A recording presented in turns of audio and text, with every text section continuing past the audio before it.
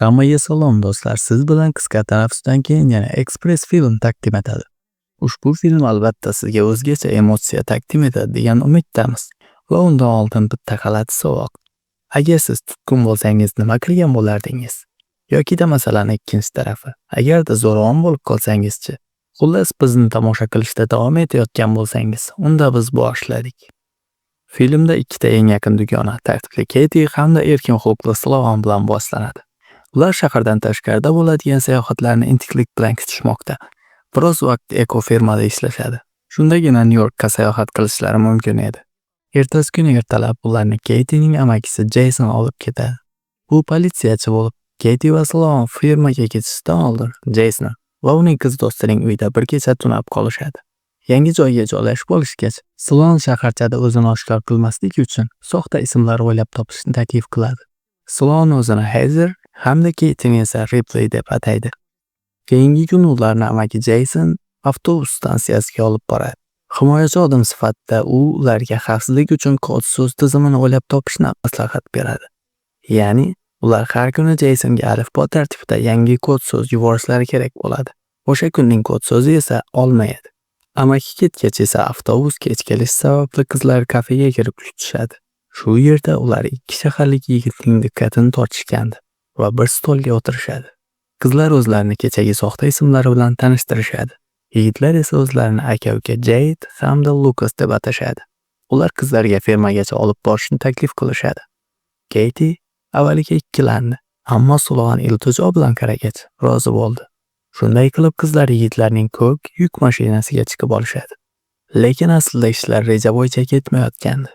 Jade qasddan fermadan o'tib ketadi va bu qizlarni hayratga soladi. Oxiri ular yigitlarning uyiga yetib kelishadi. Ularni Jade va Lucasning shubhali ko'rinayotgan onasi kutib oladi va choy ichishni taklif qiladi.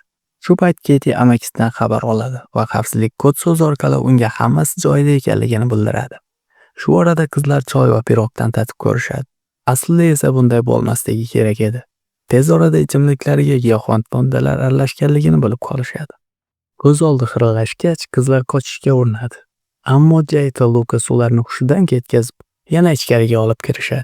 Ertasi kuni Katie va Sloan o'zlarini o'rmon o'rtasida zanjirband holda topishadi. Jade ularga endi shu yerda yashashlarini aytdi va minimal sharoit, kiyim, to'shak va hojatxona beradi. Keyingi sahnada Jadening xo'jayini Boris keladi va Katiening telefonini tekshira boshlaydi. Shu yerda u qizlarning ism va kod so'z bo'yicha yolg'on gapirayotganini bilib oladi. Oxirida ular olma so'zi aslida xavfsizlik signali ekanligini aytishga majbur bo'lishadi. Qizlar esa soxta dush qabul qilishmoqchi bo'lishganda, birdan shaharning sherifi kelib qoladi. U odam savdosini qo'llab-quvvatlaydigan buzuq odam bo'lib chiqadi va ulardan biriga tajovuz qiladi. Bundan so'ng Sloan larzaga tushgan va qo'rqib ketgan Katiening tinchlantirishiga urinadi. Shaharning boshqa burchagida esa amaki Jason tashvishga tusha boshlagandi. Chunki Katiening so'nggi xabari kechagidek bir xil kod so'zini o'z ichiga olgandi. Shu vaqtda esa Jade va Lucas yangi mijozni, yuvosh ko'rinishli, ammo ruhiy jihatdan beqaror odamni qabul qilishadi. U Sloanni olib konteyner ichiga kirib ketadi. Endi bechora qiz haqiqiy azob nimaligini totib ko'rayotgan edi. Jason amaki fermaga qo'ng'iroq qilib, qizlar umuman kelmaganini bilib oladi va qattiq xotirlarni qidirishga tushadi. Shu orada keyingi mijoz, cho'chqani qobi kiygan odam paydo bo'ladi. U Sloanni olib xuddi shu ishni qiladi va qiz bundan battar travma oladi. Keyinroq Jason sherif idorasiga kirib boradi. Shu yerda u oddiy politsiyachi emas, balki FBI agenti ekanligi ma'lum bo'ladi.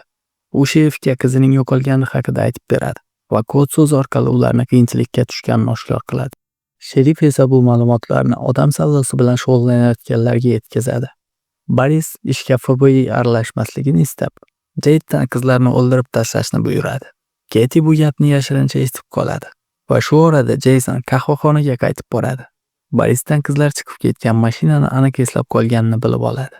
Ertasi kuni Katie Sloanga ularni o'ldirish rejalashtirilayotganligini aytadi. Shu payt qo'riqchi sifatida qoldirilgan yuvosh odamni o'ziga rom qilib tashlaydi.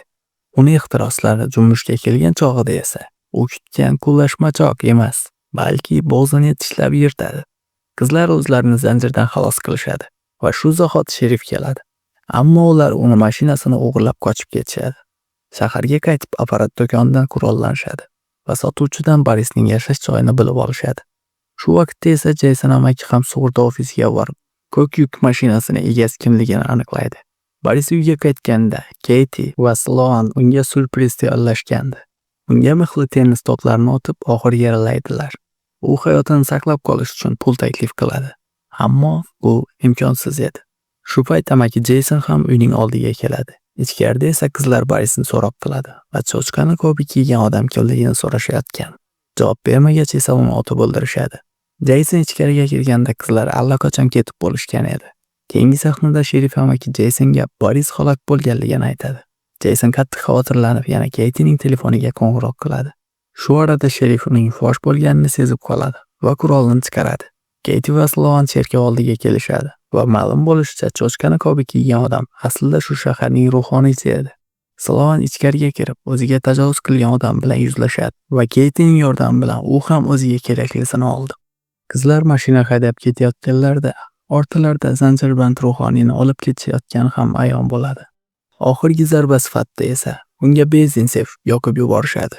Bu paytda esa amaki Jeyson sherifni asirga olgan bo'ladi. U hatto yangi 2 ayolni ham tutib kelgan.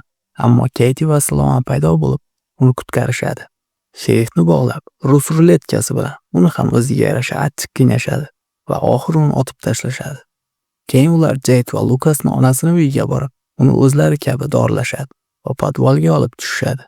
Bu yerda Jade'ni kaltaklab o'ldirishadi. Onasi esa buni ko'rib turadi. Bundan qattiq azob yo'q edi haqiqatda. Keyinroq Lucasga navbat keladi. Unga onasini urishga majburlashadi. Rad javobini bergach esa uni ham otib tashlashadi. Onani esa oxirida chim uruvchi apparat bilan o'ldirishadi. So'nggi sahnada esa oradan vaqt o'tib amaki Jeyson qizlarni aeroportga olib keladi. Katie hamda Sloan quvonch bilan New York shahriga otlanishadi. Ha, qizlar haqiqatda go'zal edi. Ammo ularga erishish uchun bunday yo'l aslo mumkin emas. Agar ushbu filmni xuddi shu joygacha tomosha qilayotgan bo'lsangiz, keyingi filmlarga sizni taklif qilishimiz uchun albatta kanalga obuna bo'lishni unutmang.